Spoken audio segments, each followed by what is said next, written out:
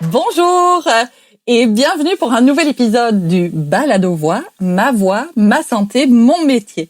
Et on est rassemblés aujourd'hui pour un épisode très spécial, un épisode sur ma voix et mes droits. Alors j'ai comme d'habitude avec moi Anne-Marie Vachon, orthophoniste. Bonjour Ingrid.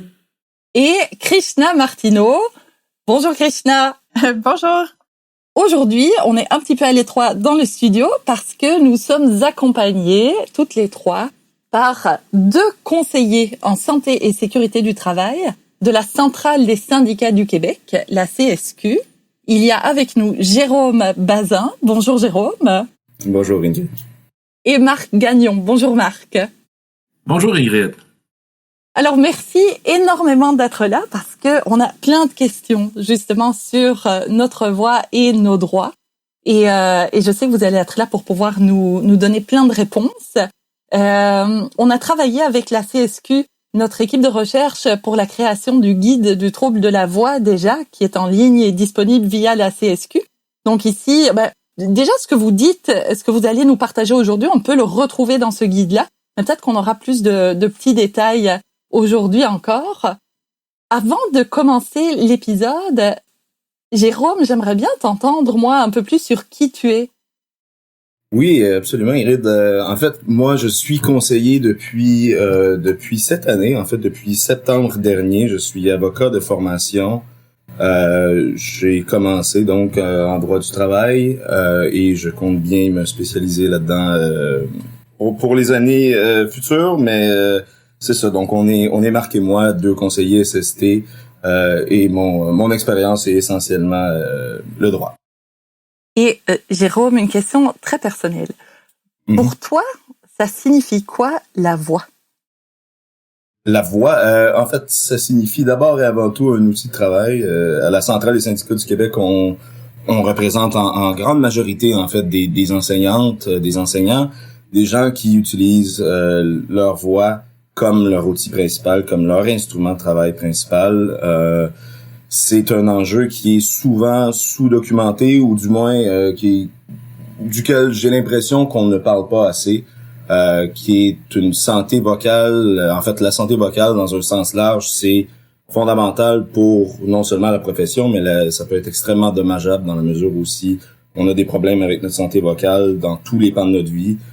C'est un outil de communication bien naturellement, mais c'est notre moyen de communiquer par excellence. Donc pour moi, évidemment que c'est fondamental et évidemment qu'on doit aussi s'assurer de protéger ça, non seulement par la prévention, mais je pense aussi de vraiment reconnaître la voix comme étant un instrument qu'on doit protéger au plan légal. Pour moi, c'est fondamental.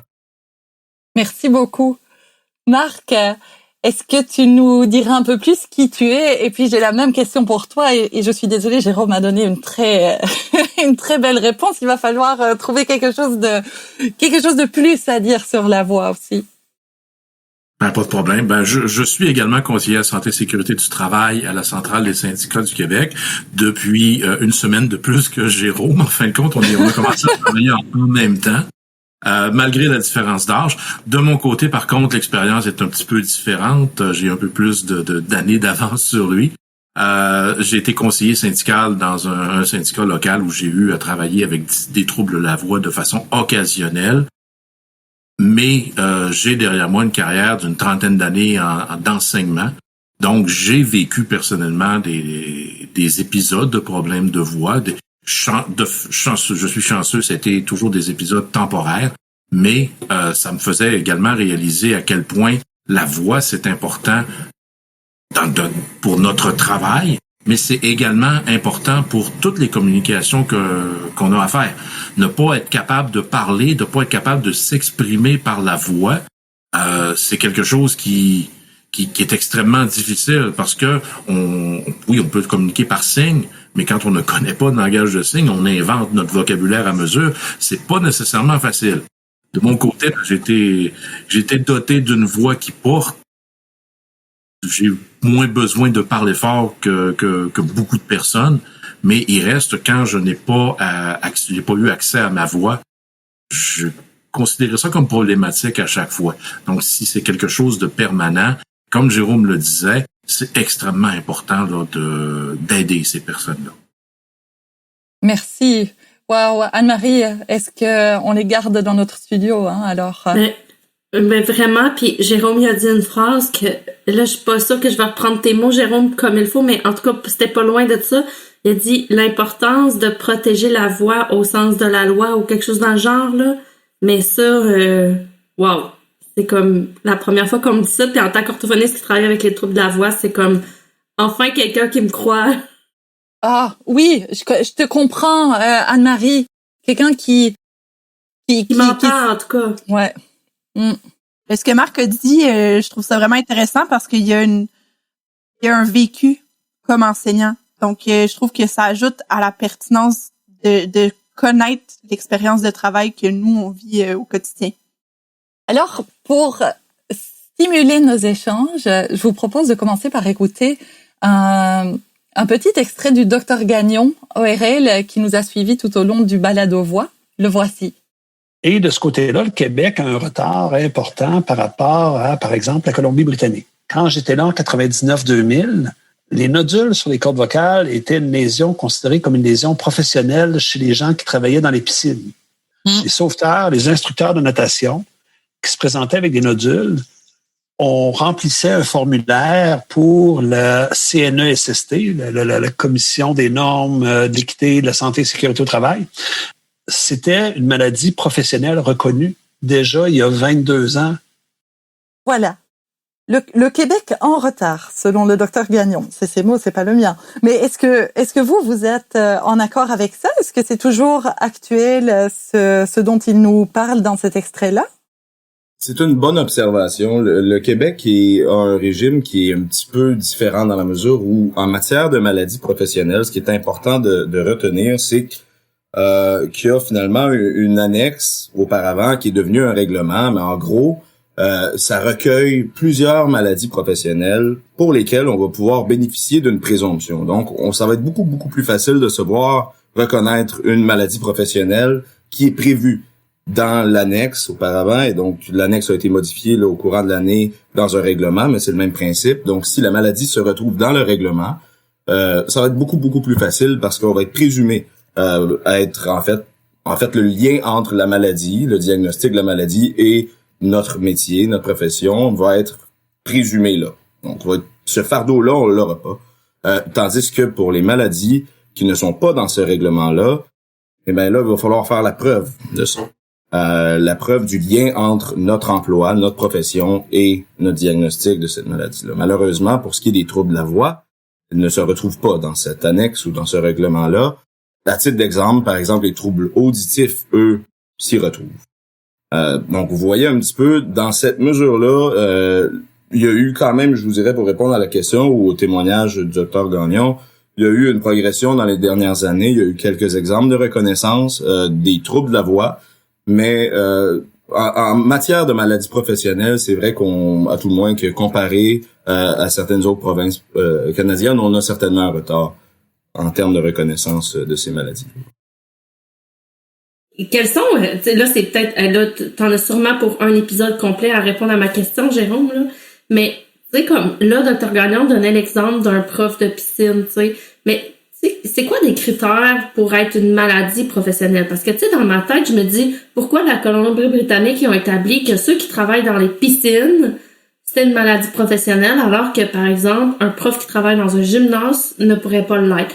Tu sais, c'est quoi un critère? Tu sais, tantôt, tu disais, il faut faire la preuve, mais est-ce que c'est difficile de faire une preuve que c'est une maladie professionnelle? Parce que moi, en tant qu'orthophoniste, tu sais, je peux cumuler des facteurs, fait que je sais que le milieu dans lequel on travaille, la charge de vocale, tout ça fait en sorte que les enseignants sont plus à risque de développer des troubles de la voix. Donc, est-ce que ça, c'est suffisant pour être une preuve, mettons? Tu sais, je pose une question vraiment rapide.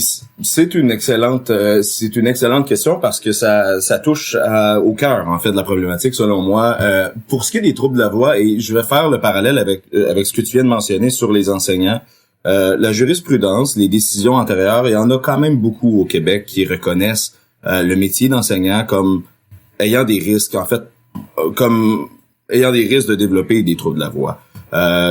C'est plus facile pour certains, puis je dis plus facile, il y a énormément de défis là, mais c'est peut-être plus facile pour des enseignantes ou des enseignants de se voir reconnaître ce genre de maladie-là comme étant une lésion professionnelle que d'autres métiers. Parce qu'il y a eu plusieurs décisions qui ont reconnu que le fait d'être enseignante ou enseignant remplit ces risques particuliers là. Je vais essayer de me mettre en contexte un petit peu.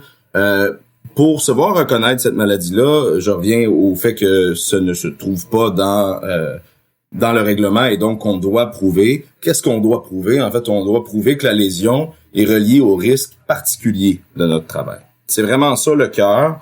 Donc, pour se voir reconnaître cette lésion-là de trouble de la voix, il faut d'abord reconnaître le diagnostic, donc avoir une attestation médicale qui dit qu'on a un trouble de la voix, et ensuite de reconnaître que ce trouble-là est lié au risque particulier de notre emploi.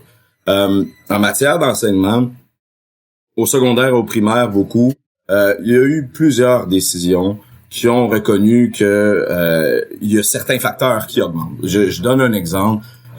C'est une décision en fait qui met en lumière plusieurs phénomènes ou plusieurs caractéristiques, particularités d'un emploi d'enseignante qui sont liées à ça, au trouble de la voix. Je donne par exemple l'environnement de travail qui peut être bruyant, notamment avec les bruits extérieurs, mais évidemment avec le bruit dans la classe des élèves.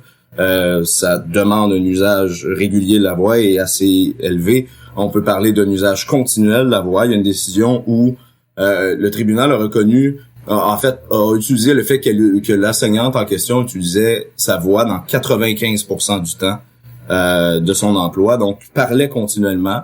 Ça a été reconnu comme un facteur contributif. Un environnement de travail bruyant, comme je le disais, ils en sont même allés à la présence de poussière de craie qui augmente la difficulté également de parler, donc un autre facteur contributif, un autre risque particulier de son emploi-là. Une mauvaise qualité de l'air, une mauvaise aération aussi, si l'air devient un petit peu hermétique, s'il n'y a pas assez de changement d'air, ça peut être considéré comme un facteur que le tribunal va analyser. Une acoustique qui est déficiente, entre autres. Et évidemment, le cœur, là, c'est l'environnement de travail en soi, dans la mesure où non seulement on doit parler continuellement, mais on doit faire énormément de discipline, souvent hausser le ton. Là, je parle des enseignantes, mais je pourrais aussi parler des personnes qui travaillent en petite enfance, par exemple, dans les CPE, où le niveau de voix doit être constamment assez élevé. Il y a énormément de discipline à faire. Ce qui fait que ça, c'est des facteurs qui ont été reconnus ou du moins considérés par le tribunal au fil des années. Est-ce qu'en 99, c'était la même chose ou de ce à quoi faisait référence le docteur Gagnon? Je pourrais pas vous dire. Il y a certaines décisions qui datent quand même des années début 2000, même fin 90. Donc, je serais porté à croire qu'il y a eu des développements dans les dernières années avec ça. Mais bon, pour répondre à la question, pourquoi c'est plus difficile au Québec? Ben évidemment, ça vient avec la base qui est que ce n'est pas reconnu ce n'est pas présumé être une maladie professionnelle au même titre qu'une atteinte auditive. Donc, c'est vraiment ça la clé. Ça reste excessivement difficile à reconnaître parce qu'on doit faire cette preuve-là, qui est pas toujours évidente. Mais ce qui est rassurant quand même dans ce que tu racontes ici, parce que tu dis c'est plus difficile au Québec, là c'est parce que le docteur Gagnon nous a donné un exemple qui est la Colombie-Britannique, mais je suis sûre qu'il y a des endroits où où on a des difficultés aussi. Donc minimalement ici, ce que tu nous dis qui est rassurant, c'est que tu as connaissance de plusieurs cas où on a pu faire la preuve que le trouble de la voix était relié à la profession et donc a été considéré comme une maladie professionnelle. Donc il faut pas se décourager. C'était le mot de la fin de notre dernier épisode. Il faut pas se décourager. Il y a toujours une solution. Donc est-ce qu'il faut se dire oh là non, j'entreprends pas des démarches parce que de toute façon c'est une cause perdue? C'est une excellente question. Tu fais bien de le préciser, Ingrid. Effectivement, il faut vraiment pas se décourager. Puis t'as raison de le mentionner. Au Québec, c'est en fait, évidemment, j'ai pas fait une recension complète de la jurisprudence pan-canadienne, là, donc je connais pas nécessairement les spécificités entre les provinces. Ce que je peux dire, c'est qu'au Québec, il y a des défis, certainement, mais que c'est loin d'être impossible. Surtout dans des métiers où c'est généralement reconnu qu'on utilise notre voix dans la majorité du temps. On a vraiment moyen de faire reconnaître et c'est important de le faire. Ça, c'est l'autre point que je voulais amener. de se battre pour ça, ça a plusieurs utilités. Évidemment, de défendre nos droits, c'est une utilité qui est fondamentale en soi. On comprend bien pourquoi, mais ça a un effet également sur la suite de notre carrière professionnelle. Vous savez, si on prend la décision de ne pas contester, qu'on a un diagnostic, mais qu'on ne se fait pas reconnaître ça comme étant une lésion professionnelle.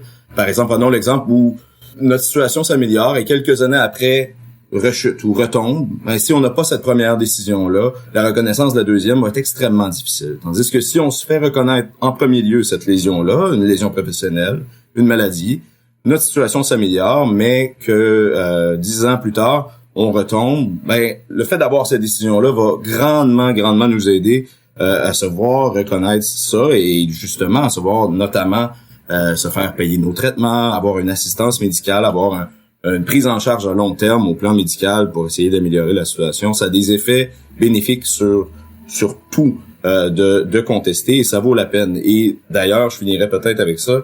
Le fait qu'on ait eu beaucoup de décisions pas facilitées, ben c'est un peu servicieux. Les gens se sont mis à se battre finalement pour se voir reconnaître et ont pavé la voie, ont du moins ont facilité la reconnaissance de cette lésion-là pour le futur et espérons que cette reconnaissance-là s'améliore aussi ou s'accroît avec le... Un aspect qui est intéressant au niveau des lois québécoises, c'est la capacité que les milieux ont de se responsabiliser collectivement et même individuellement. Si on prend l'exemple de la loi sur la santé et sécurité du travail, au niveau des travailleurs, les droits qu'on a, ben, c'est de prendre les mesures nécessaires pour protéger notre santé, notre sécurité et notre intégrité physique et psychique. Donc, on peut se protéger individuellement, mais on a également comme obligation de veiller à ne pas mettre en danger la santé, la sécurité ou l'intégrité physique ou psychique des autres personnes qui se trouvent sur les lieux de travail ou à proximité des lieux de travail. Et ça inclut les problématiques qu'on peut avoir au niveau de la voix.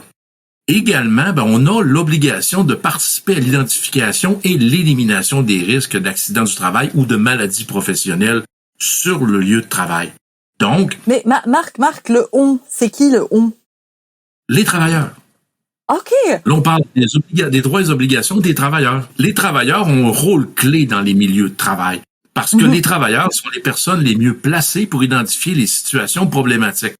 Les situations problématiques, ben, c'est ce qui peut être les modifications qui sont néfastes à l'environnement du travail, l'obligation d'utiliser continuellement la voix, la présence d'un environnement de travail bruyant, l'exposition d'émanations irritantes qui pourraient provenir, par exemple, d'un produit d'entretien, la présence de toutes sortes de poussières, une mauvaise aération, comme Jérôme parlait, la présence d'une acoustique déficiente. Mais moi, je trouve ça, en fait, ça change d'un coup ma manière de penser parce que on pense sur... Mais moi, en tout cas, je pense comme la responsabilité de l'employeur. Puis toi, tu dis, c'est la responsabilité du travailleur. Et c'est vraiment intéressant parce que on va venir à la responsabilité, évidemment, de l'employeur aussi. Mais on parlait dans notre épisode précédent du fait que c'est vraiment un travail d'équipe. La santé vocale, c'est un travail d'équipe entre l'enseignante et ses élèves, ou l'éducatrice et ses élèves, entre la personne et son orthophoniste, s'il y a une orthophoniste impliquée, mais aussi avec sa direction.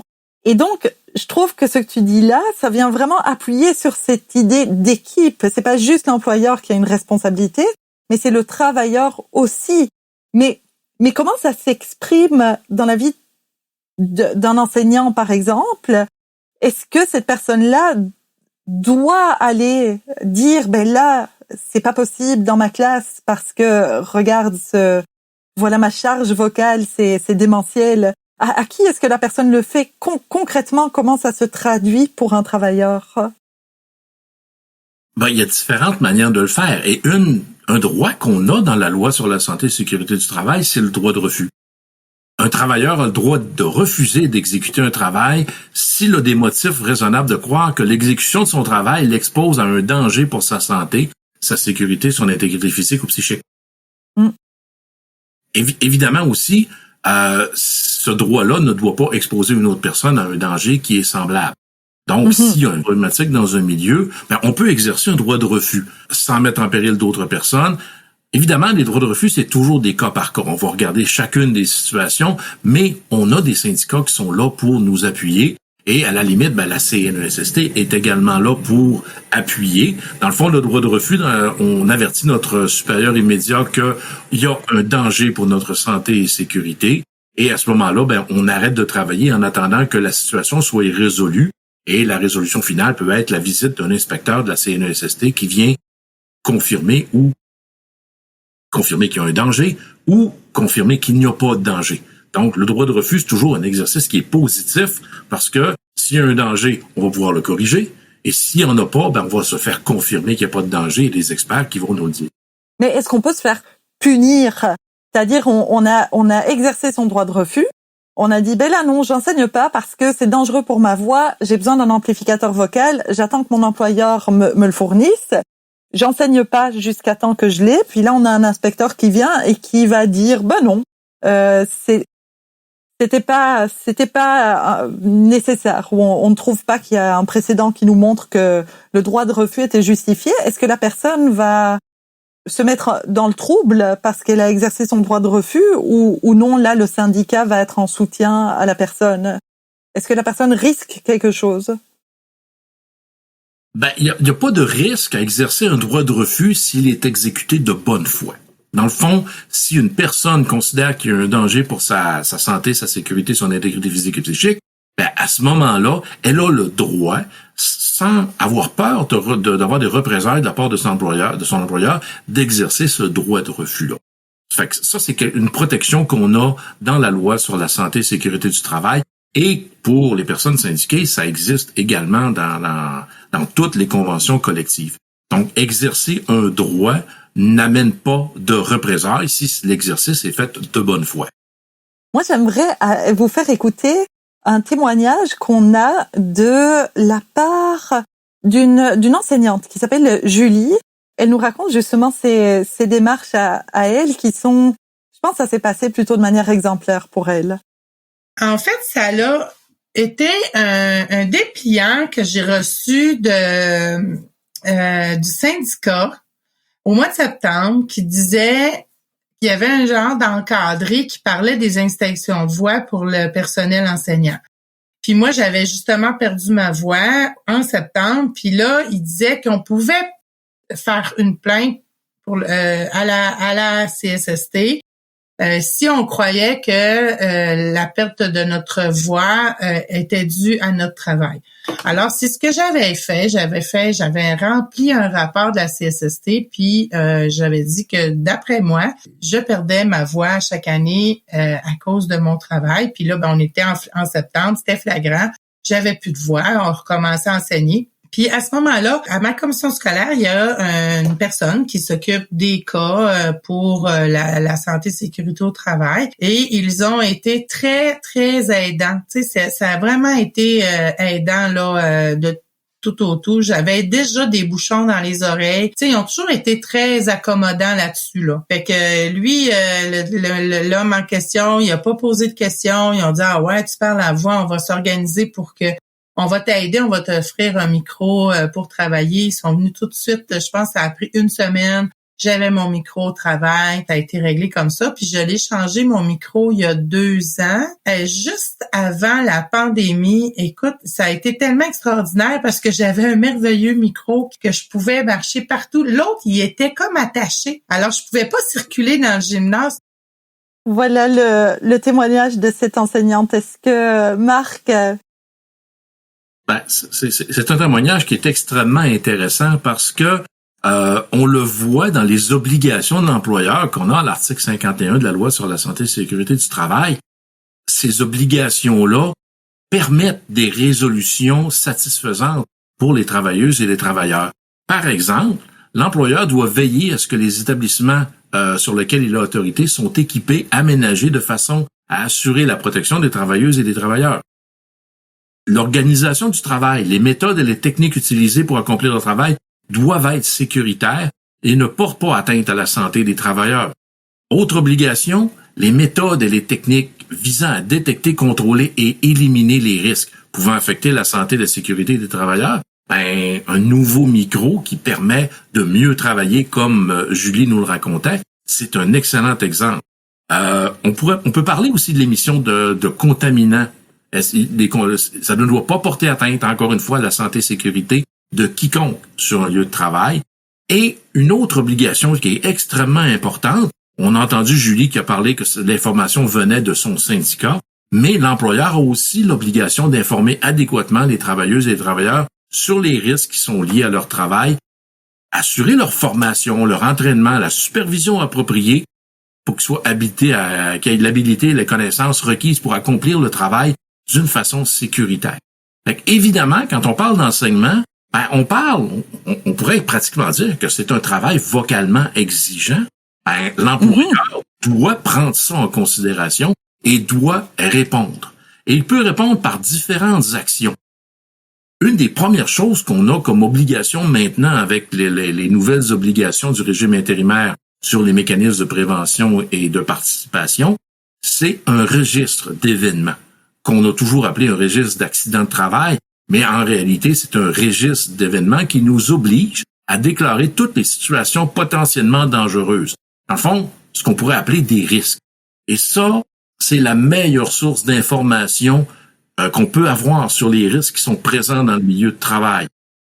C'est normalement un comité de santé et sécurité du travail qui regroupe des travailleurs et des représentants de l'employeur qui vont recevoir cette information-là, vont l'analyser et vont faire des recommandations à l'employeur et aux travailleurs pour corriger les situations qui sont à risque, les situations qui sont dangereuses. On ne devrait jamais attendre qu'il y ait un accident ou une maladie pour déclarer des situations. On devrait déclarer toutes les situations qui pourraient mener à une problématique. Ce qu'on appelle dans notre jargon les « oups passés proches ». Toutes ces situations-là devraient l'être déclarées. Il devrait y avoir trop de déclarations pour être sûr qu'on a le portrait complet de l'ensemble des risques. Pas juste de ce qui est arrivé, mais de ce qui pourrait arriver. C'est ça, faire la prévention. Il devrait y avoir... Vas-y, Anne-Marie, vas-y. Moi, ça me... OK, moi, c'est genre les enseignants qui, avec des troubles de la voix, ils arrivent dans mon bureau. Là, c'était ma première question, c'était quand est-ce que on commence à faire des démarches avec vous? Là, vous venez de me répondre. Dans le fond, c'est dès qu'ils ont des symptômes de troubles de la voix. C'est à peu près ça. J'irais plus loin que ça. Dès qu'il y a un doute qu'il pourrait y avoir des symptômes causant des problématiques de la voix, c'est là qu'on va commencer à faire des déclarations. Ils ont un milieu qui semble à risque. On est régulièrement obligé de travailler, de parler plus fort. On devrait le déclarer parce que éventuellement, ça pourrait devenir une problématique. Faut pas attendre qu'il y ait des symptômes.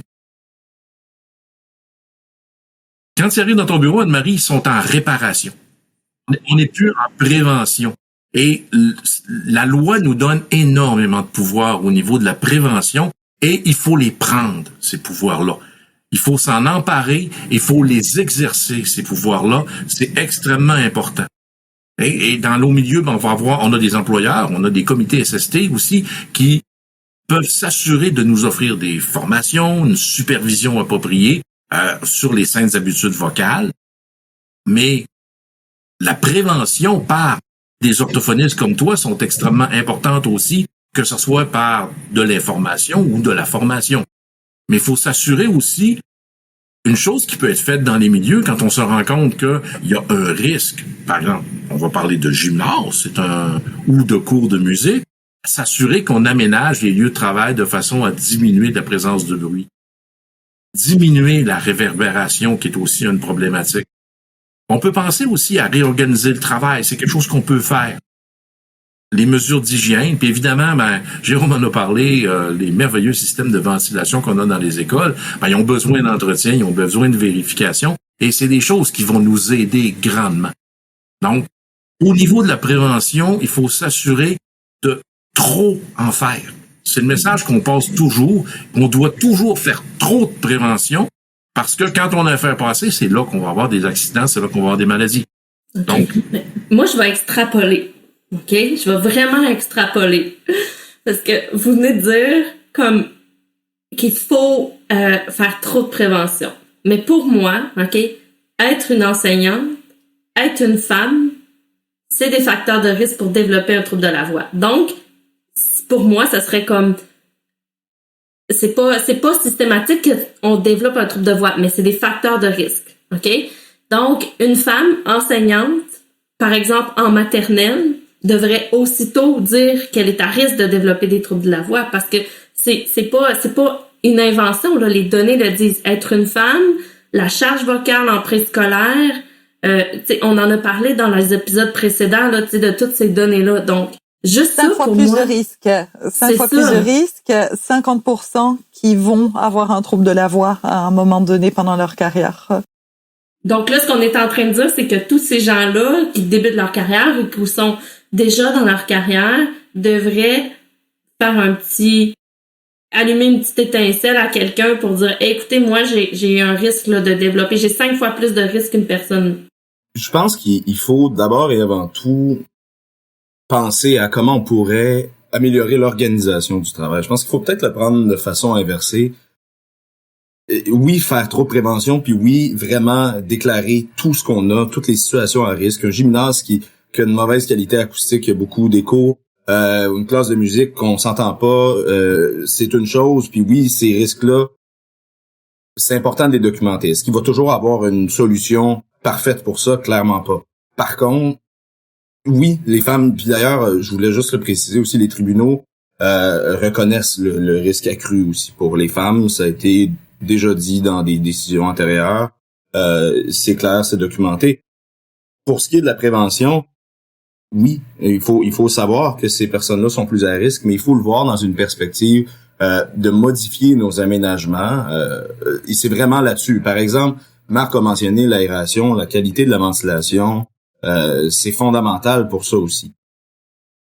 Espérons que des données scientifiques viennent prouver l'importance de ça, mais je pense que d'abord et avant tout, pour faire une bonne prévention, il faut être en avant de la problématique. C'est-à-dire qu'il faudrait améliorer les systèmes de ventilation, améliorer, par exemple, la capacité d'ouverture des fenêtres, les courants d'air, les changements d'air à l'heure dans une classe. Déjà, je pense qu'il faut avoir ce paradigme-là plus que de cibler les personnes à risque. C'est évidemment que c'est une chose qu'on doit faire aussi, mais il faut le penser dans une perspective de comment aménager notre milieu de travail de la manière la plus préventive, la plus sécuritaire possible. Je pense vraiment que c'est l'angle d'analyse qu'on doit avoir. Pour compléter ce que Jérôme a dit, il faut prendre en considération que ce ne sont pas des problèmes individuels quand on parle de prévention, ce sont des problèmes collectifs. S'il y a un groupe de travailleurs, et là on parle des travailleuses qui sont plus à risque, mais à ce moment-là, l'employeur doit prendre ses responsabilités par rapport à la prévention de problématiques qui pourraient survenir, des risques qui sont présents dans le milieu de travail. Marc a brièvement parlé tout à l'heure de la présence de comités santé-sécurité qui vont être formés dans nos établissements au courant des prochaines années, espérons le plus rapidement possible d'ailleurs. Ce que ça va permettre de faire, en fait, c'est plusieurs choses. C'est d'agir en prévention, mais d'avoir autant de représentants de travailleurs que d'employeurs, finalement. Donc, ça va être vraiment une démarche commune. C'est important, je crois, de s'impliquer là-dedans aussi, de profiter de ce forum-là pour pouvoir, justement, parler de ces enjeux-là. Et sur ces comités-là, là où je voulais en venir, c'est la première obligation de ce comité, c'est d'analyser, en fait, d'identifier, mais d'analyser les risques aussi. C'est la première chose d'une bonne démarche en prévention, c'est d'abord et avant tout de reconnaître, d'identifier, mais d'analyser l'importance de ces risques-là. Puis en matière de troubles de la voix, ben, c'est des risques qui sont souvent oubliés, qui sont parfois, je dirais, mis un petit peu... ils sont attribués à une condition qui est personnelle. On pense pas toujours au travail quand on pense à un trouble de la voix. Je pense que c'est important que les comités SST dans les établissements, les futurs comités, se penchent vraiment sur cette question-là, à savoir comment on pourrait, en prévention, en amont, essayer d'enrayer ces risques-là avec les gens qui sont plus à risque, mais vraiment à la base de notre organisation, dans nos locaux. C'est quoi ça fait partie, ça, selon moi, d'une analyse de risque qui se tient. C'est après l'avoir identifié, après avoir dit, cette situation-là, cette classe-là, notre école en général est sujet à avoir ce genre de troubles-là. Comment l'analyse, c'est un début de réflexion sur les solutions. Puis après, ben le comité va avoir à proposer à l'employeur de mettre des solutions, de mettre des correctifs en place, puis ensuite l'évaluer. Fait que vraiment, une démarche de prévention, c'est pas axé sur le problème individuel d'une personne. Il faut vraiment le voir comme étant plus globalement une gestion de risque en amont. C'est vraiment comme ça qu'il faut le voir. Mais c'est intéressant, tu sais, de dire qu'il faut l'identifier puis l'analyser. Donc, moi, la première étape pour moi, là, c'est la phase d'identification pour un trouble de la voix, pour moi, ça va être quand même une étape. On va avoir fait un step par rapport à où on est rendu. Tu sais, comme là, on produit ce balado, ben c'est pas moi, là, c'est Ingrid et son équipe de recherche produit un balado, tu sais, pour vraiment sensibiliser, faire la promotion, ma voix, ma santé, mon métier. Ben, c'est ça, moi, tout comme l'identification, ça va être vraiment juste un facteur déjà tellement plus avancé que où on est rendu, de où on reçoit les gens, tu sais, dans notre bureau actuellement. Marc, tu disais tantôt, quand ils sont dans ton bureau, ils sont en phase de réparation. Mais malheureusement, quand ils sont dans mon bureau, ils sont en phase de réparation, sauf qu'ils pensent que, tu sais, c'est pas la faute de leur travail. Ouais, mais tu sais, mon travail, faut que je continue à le faire. Ils ont toute la pression, tu sais, du milieu de travail, de dire qu'il faut qu'on continue. Tu sais, c'est souvent des gens passionnés par leur métier. Quand on vient porter atteinte aussi à leur passion, là, qui est l'enseignement, qui est le contact avec les enfants, tu sais. Donc, moi, vraiment, la phase d'identification, pour moi, ça va quand même être socialement quelque chose que je pense qu'on va faire avancer la cause. Parce que je pense que l'identification même est difficile. Krishna, reprends-moi si je me trompe, mais c'est ce qu'on revient tout le temps, tu sais, que à quel point quelqu'un peut encaisser quelque chose pour sa voix. Tu l'as dit à plusieurs reprises là dans les derniers épisodes là. Mais juste d'être tenu informé de tout ce qui peut se produire puis qu'on n'est pas les seuls à vivre cette expérience-là de perte de voix, donc d'arrêter de normaliser ça comme on s'en était déjà parlé dans d'autres épisodes. Ben c'est le premier pas là, de prendre conscience qu'on n'est pas toute seule là-dedans, mais qu'il y a des démarches à entreprendre puis à faire. Parce que j'allais dire tantôt mon exemple de gymnase. Cette année, je travaille en classe et en gymnase, puis dans le gymnase, il y a un système de ventilation qui est installé. C'est vraiment merveilleux pour la circulation d'air et tout ça, mais c'est dommageable pour la voix à long terme. Puis j'enseigne avec un collègue qui est un homme. Donc pour lui, ça le dérange pas tant que ça. Mais moi, quand je suis arrivée la semaine passée, justement, ça avait été coupé, la ventilation. J'ai dit, c'est donc bien silencieux dans le gym. Puis quand j'enseignais, je voyais la différence là sur la facilité à projeter ma voix. Puis j'avais pas à la projeter aussi fort qu'habituellement. Donc, de prendre conscience de ça, mais ça l'a été de même là, depuis plusieurs années. Puis c'est un gymnase qui est assez récent. Là. C'est une construction qui a été ajoutée là, à l'école. Donc, cette construction-là a été faite, mais ça n'a pas été pensé en fonction de la voix des enseignants. Puis je sais pas non plus si mes collègues s'en sont plaints, s'il y a eu des démarches qui ont été entreprises pour gérer cette problématique-là qui est connue. Parce que ça a été nommé. Puis même quand la direction vient faire ses rencontres dans le gymnase, ça avait été nommé là, que on entend le bruit, puis c'est un bruit de fond qui est toujours là. Mais écoutez, c'est sûr que là-dessus, les gymnases, c'est probablement, selon moi, la problématique la plus criante, notamment, oui, les systèmes de ventilation. Puis t'as raison, là, un système de ventilation qui a une intention d'améliorer la qualité de l'air peut aussi, finalement, ne pas prendre en considération l'enjeu des troubles de la voix. Puis c'est un enjeu qui, je crois, plus largement, et c'est ça, est un petit peu oublié ou parfois laissé de côté. Et on associe les solutions à ça, à des solutions qui sont davantage individuelles que collectives. T'sais, on va parler de santé vocale en donnant des trucs pour la santé vocale, ce qui évidemment est super important et ce qui est essentiel, mais il faut aussi, je crois, voir le pan collectif de la chose, le pan collectif de la prévention. Et je pense que collectivement, en tant qu'organisation, notamment avec le comité, mais je pense qu'en tant qu'organisation, on a moyen d'améliorer la santé vocale plus largement aussi, ou du moins d'agir à ce stade-là. Pour la réparation, j'en conviens que c'est plus difficile. Puis je pense qu'on a aussi un rôle individuel à jouer dans la prévention de notre santé vocale, mais je pense qu'il y a aussi un pan collectif qu'il faut vraiment, vraiment pas oublier. Moi, je pense totalement, c'est intéressant de le réfléchir comme ça, justement, d'ailleurs, dans des actions qui sont plus collectives, puis des agirs qui sont individuels. Mais je pense qu'il y a plusieurs choses dans ce que vous avez dit là, dans vos échanges. Il y a cet aspect que la solution universelle n'existe pas. Donc, voilà, on va faire mieux pour la voix, mais alors peut-être que c'est moins bon pour la ventilation. Mais la ventilation, c'est important pour la voix aussi, mais ça fait du bruit, donc ça rajoute. Donc, on est face à un problème qui n'a pas de solution complètement optimale. Et ça me renvoie à ce dont on discutait dans l'épisode dernier, Krishna et Anne-Marie, où on disait c'est un chantier continu. Prendre soin des problèmes de voix. Donc oui, on peut trouver des solutions systémiques. On fait des classes qui sont bonnes sur le plan acoustique où la réverbération est moindre. On a des systèmes de ventilation où on a trouvé un équilibre entre le bruit et l'efficacité pour pas avoir de la craie et de les poussières qui traînent. Mais au-delà de ça, il y a un entretien constant, une conscientisation constante qui doit être faite au niveau de l'importance de la voix, des signes annonciateurs d'un trouble de la voix, cette normalisation d'avoir mal quand on a enseigné pendant une journée, que ça doit pas être normal. Donc, je me dis, Jérôme et Marc, dans la prévention qui peut être considérée comme collective, il y a oui ces aspects sur les bâtiments, changer le bâtiment, mais il y a certainement aussi une sorte de accès à l'information constant. Peut-être, on parlait des codes de vie des écoles, donc de programmes de sensibilisation au bruit et à la voix qui pourraient être mis en place. Est-ce que tu compterais ça?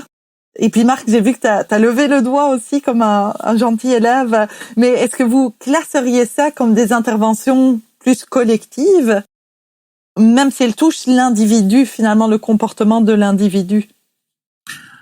Premièrement, quand on parlait de déclaration dans un registre d'événements tout à l'heure, c'est une action individuelle, mais qui a un objectif collectif.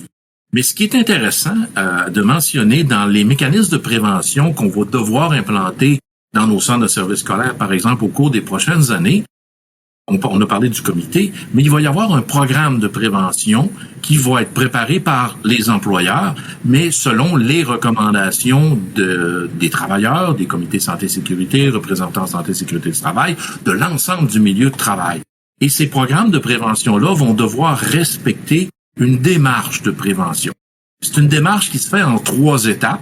La première, Jérôme en a parlé tantôt, l'identification et l'analyse des risques, des risques et des dangers qui sont présents dans le milieu de travail.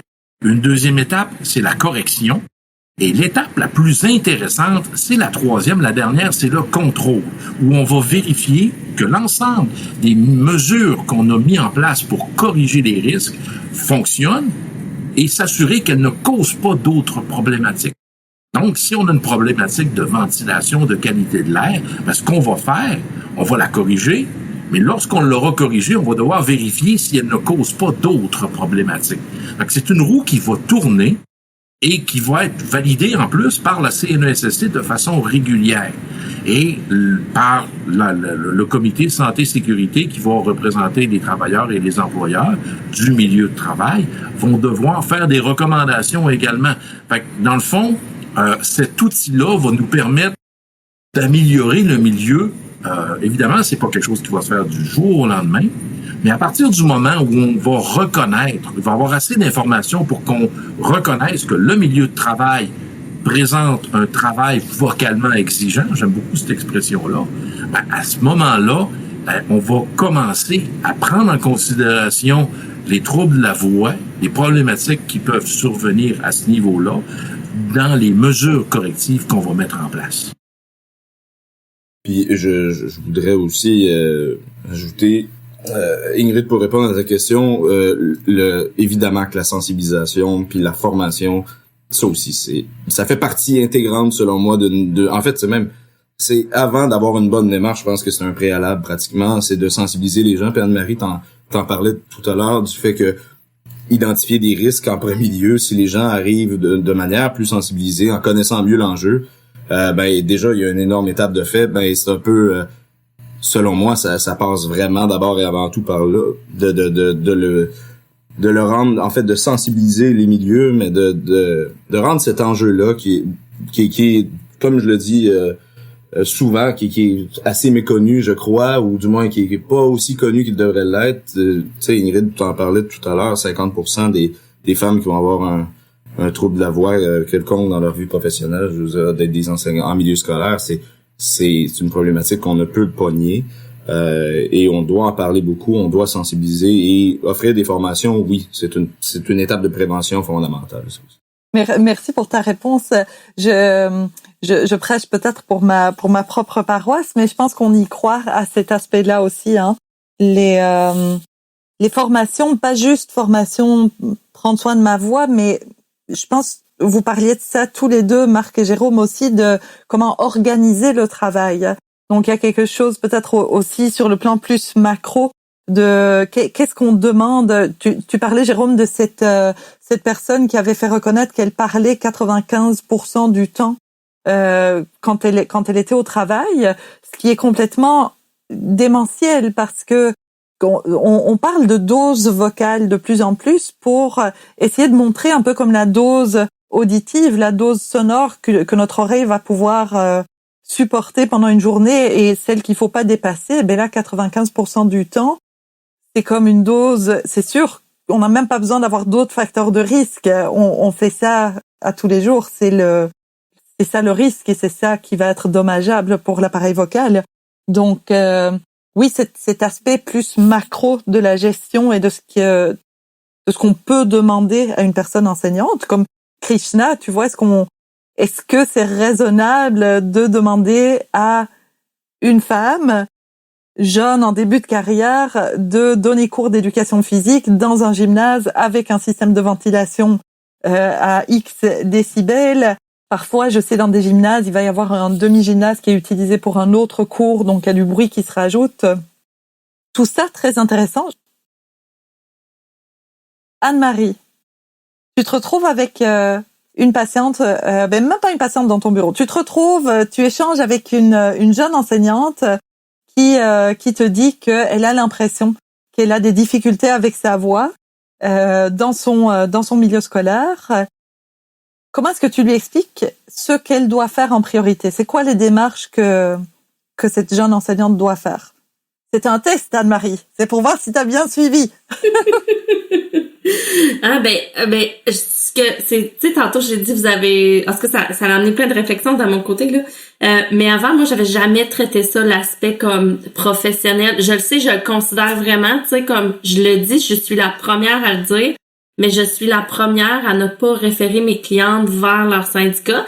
Le seul moment où je le fais, c'est vraiment quand on est dans la phase application des stratégies, tu sais, puis là, on doit aller vers l'achat d'un amplificateur vocal ou quelque chose. Là, c'est le seul moment où je les référais vraiment à eux et ou sinon à leur direction d'école. Mais là, vraiment, c'est que maintenant, si je vais le faire beaucoup plus en amont, là, tu sais... Marc, il me l'a dit, quand ils sont dans ton bureau, c'est trop tard, c'est en phase de réparation. J'ai déjà dit que les gens qui quittaient mon bureau devenaient des petites sentinelles, des petites polices de la voix. Hein. Je l'ai déjà dit, je pense, dans un épisode antérieur, mais je pense que, tu sais, là, maintenant, ils vont devenir des petites sentinelles et des petites polices, mais ils vont avoir leur devoir à faire avec leur syndicat, pour vraiment la prévention là, plus global là, puis vraiment c'est super intéressant. Mais là c'est moi là, c'est vraiment professionnel. Mais j'ai comme des réticences à faire ça parce que mon expérience est que il y a pas beaucoup de réceptivité quand on est dans la phase de réparation. Donc tantôt je disais que la phase d'identification pour moi là, ça va être vraiment un gros highlight. Parce que quand moi j'arrive et je dis à mon enseignante ou mon enseignant qui est dans mon bureau, mon client, je lui dis là, ton amplificateur vocal, c'est pas à toi de débourser pour ça, selon moi. Hein, on va faire des démarches avec les assurances, on va faire des démarches ça, mais c'est jamais les réponses n'ont été aussi belles que le témoignage en début d'épisode. Moi, j'ai jamais eu ça, j'ai jamais vécu ça. Tout ce que j'ai vécu, c'est le contraire. C'est quoi, toi, ton expérience? Ouais, c'est ça. Ben, moi, j'ai eu des directions d'école qui se renvoyaient la balle avec les assurances. Les assurances disaient non, c'est pas à nous de payer ça. Là, les directions d'école disaient non, c'est pas à nous de payer ça. Là, j'avais aussi des gens qui contactaient leur syndicat et leur syndicat leur disait ben non, c'est pas considéré comme une maladie professionnelle ou moi, c'est vraiment globalement l'expérience que j'ai eue. Donc, il y avait pas... Fait que moi, c'est sûr que l'expérience que j'ai, c'est un petit peu... J'aimerais ça que ça soit toutes des Jérôme et des Marc qui reçoivent les appels de mes clients. Ouais, c'est un peu pour ça que je te disais, Anne-Marie, quand il arrive dans ton bureau, c'est trop tard parce que c'est de la réparation. Tout le monde est toujours un peu réticent au niveau de la réparation et même les gens qui ont besoin de cette réparation-là, des fois. Mm-hmm. Oui, je suis d'accord. Quand on est en prévention, à ce moment-là, c'est beaucoup plus facile à faire accepter les choses pour l'employeur parce qu'on va lui dire, on veut pas qu'il arrive de problématiques. Ils vont avoir beaucoup plus de réceptivité dans ces situations-là. Même chose chez les personnes. Et si on déclare qu'on pourrait être à risque, à ce moment-là, on va prévenir. Et prévenir, des fois, ça coûte pas cher. Ça coûte toujours moins cher que guérir. Et ça, c'est le message qui doit être passé. Également, peut-être qu'un message aussi qui pourrait être passé aux personnes qui ont un travail vocalement exigeant, c'est de pas non plus se retenir et d'en parler lors de visites médicales.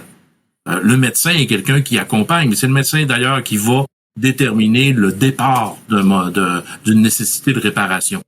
Donc, ne pas hésiter aussi, parce que le médecin peut être de grands conseils dans la prévention pour la personne, mais en même temps, ça va permettre de passer des messages au milieu de travail. Est-ce que je peux rajouter sur ce que tu dis, la Marc, pour faire un petit rappel de ce qu'on a déjà dit dans un épisode précédent? Oui, le médecin peut être aidant, mais là aussi, le patient a une responsabilité parce que tous les médecins ne vont pas être sensibilisés aux troubles de la voix non plus. Et donc, c'est souvent quelque chose qui est banalisé par le médecin omnipraticien. Et donc, on a déjà parlé de ça, mais c'est comme un petit rappel aussi pour les personnes qui nous écoutent. Oui, le dire au médecin, absolument essentiel, mais c'est comme si il faut déjà venir en faisant la preuve pour le médecin que c'est effectivement un problème et que ce n'est pas juste un aspect collatéral du métier d'enseignant. C'est en lien, mais c'est pas juste une fatalité du fait d'être enseignant. De là l'importance d'outils d'information comme le guide sur les troubles de la voix qu'on a préparé en collaboration, qu'Ingrid vous avez préparé avec nous. Exactement. Et la boucle est bouclée. Là-dessus, moi, je proposerais qu'on se dirige vers la porte de sortie de notre épisode d'aujourd'hui. Est-ce que Jérôme et Marc, il y a quelque chose qu'on a manqué, que vous n'avez pas abordé, qui est absolument essentiel dans le cadre de la loi et de la voix? En fait, pour ma part, on a beaucoup insisté pour la prévention et on le fait pour tous les enjeux. Marc et moi, je pense que c'est la voie du succès finalement pour modifier n'importe quelle condition. Et évidemment, la prévention, vous l'avez dit en début de balado, mais c'est vraiment la solution à long terme. Ceci dit, il y a quand même des enjeux majeurs en réparation. C'est un problème qui est vécu en ce moment. Et ça aussi, c'est un enjeu en soi, qui est un autre côté qu'on a peut-être un petit peu moins parlé aujourd'hui, mais un peu justement en début. Ce que j'aurais envie de dire, c'est le fait que en matière de réparation, là aussi, on a beaucoup d'enjeux. On vient de parler de banalisation, évidemment, on n'a pas beaucoup de décisions non plus. Je vous en ai parlé, je vous en ai récité quelques-unes, mais il y en a pas beaucoup parce qu'évidemment, il y a pas énormément de gens qui font ces réclamations-là, qui vont devant la CNESST ou les tribunaux pour se voir reconnaître ça. C'est un enjeu en soi, ça aussi. Ça contribue à une forme de stigmatisation, je vous dirais, de la gravité de ces troubles-là à long terme. Je pense que c'est important d'être sensibilisé aussi non seulement à, oui, une prévention individuelle, collective, mais aussi à l'importance de faire avancer les lois, faire avancer notre régime législatif face à ça. Je trouve qu'on a du chemin à faire et ça va passer aussi par une forme de sensibilisation, une forme de déstigmatisation, si je peux me permettre là-dessus. Jérôme, oui. Est-ce que on peut dire, si on en revient à la notion de responsabilité, que si on hésite à entreprendre ce type de démarche pour se faire reconnaître dans la phase de réparation son trouble de la voix, mais si on a un sens de responsabilité sociale, on peut se dire, au moins je vais faire avancer la cause. On a besoin de plus de cas. Donc ça pourrait peut-être pour certaines personnes faire pencher la balance, de se dire peut-être je le fais pas juste pour moi, mais je le fais pour que ça soit plus simple après pour d'autres d'être reconnus là-dedans? Ça c'est évident. Est-ce que je veux dire que tout le monde a le devoir de le faire? Absolument pas, naturellement. Non, on est bien d'accord. Mais c'est ça. Mais ce que je veux dire, c'est que oui, ça a une portée collective. Ça, c'est super important de se le rappeler. Je parlais tantôt de l'atteinte auditive qui, elle, se retrouve dans le règlement, dans l'annexe. Eh ben, ça a été changé récemment à travers un projet de loi qui a réformé notre système de SST. Ça a été fait parce qu'il y a énormément de reconnaissance et parce que il y a beaucoup de gens qui vont devant les tribunaux pour une atteinte auditive. Ça a contribué à se voir reconnaître et donc à se faire inclure dans un règlement qui va après ça faciliter. Ça a une portée collective, ça a un effet positif dans tous les cas, même dans les cas qui ne réussissent pas devant soit la CNSST ou les tribunaux. Mais c'est super important. Ça, c'est la première chose. La deuxième chose, c'est qu'on peut faire aussi le parallèle entre dire je préfère y aller avec, ou c'est moins compliqué d'y aller avec, par exemple, mon assurance salaire que d'y aller avec la CNSST. Le problème là-dedans, j'en avais parlé un petit peu au départ, c'est d'abord la deuxième lésion qui arrive, on recommence le même processus, on n'a pas d'avantage, tandis que si on se voit reconnaître à la CNSST, on va parler de rechute, de récidive, ça va être beaucoup plus facile à prouver. Première des choses, mais la deuxième des choses et la plus fondamentale, c'est que vous parliez tout à l'heure que les assurances disaient que c'était pas à eux de payer l'amplificateur vocal, ce à quoi la CNSST, en matière d'assistance médicale, on a des droits, on a le droit à tous nos soins, mais on a aussi le droit à un plan de réadaptation avec eux, à trouver des moyens, trouver des outils qui vont nous permettre de réintégrer notre emploi de façon pérenne, nous aider dans notre santé face à ça. Donc, une assistance médicale en continu à beaucoup plus long terme, il y a énormément d'avantages. Il y a vraiment énormément d'avantages. C'est 90% de notre salaire en termes d'indemnité. J'en ai pas beaucoup parlé, mais pour ce qui est de l'indemnisation, ben, notre IRR, notre indemnité de remplacement de revenus, c'est équivalent à 90% de notre salaire. Ce qui est également intéressant dans la mesure où nos droits sont vraiment protégés à long terme durant notre absence, mais aussi par la suite durant notre réadaptation, notre réintégration dans notre milieu de travail.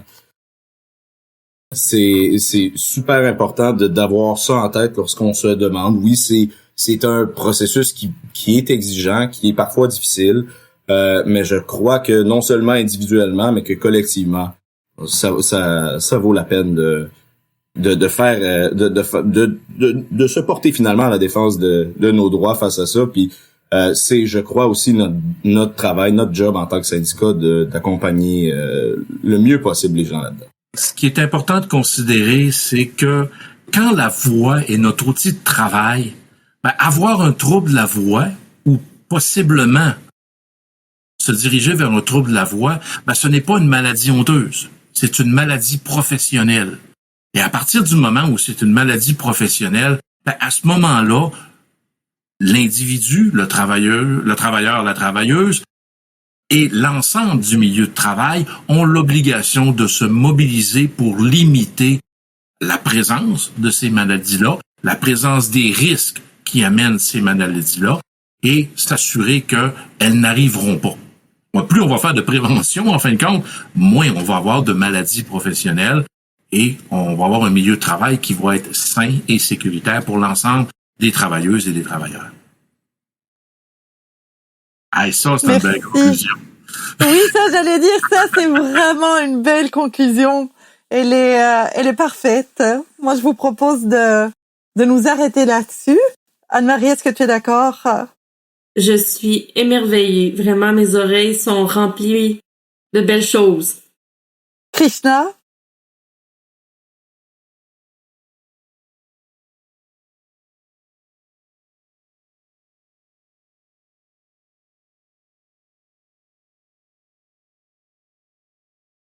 Alors, Jérôme, Marc, un énorme merci. Merci beaucoup. Merci beaucoup, Ingrid. Ça fait plaisir. Je vous souhaite une bonne fin de journée et merci pour ces balados. Merci.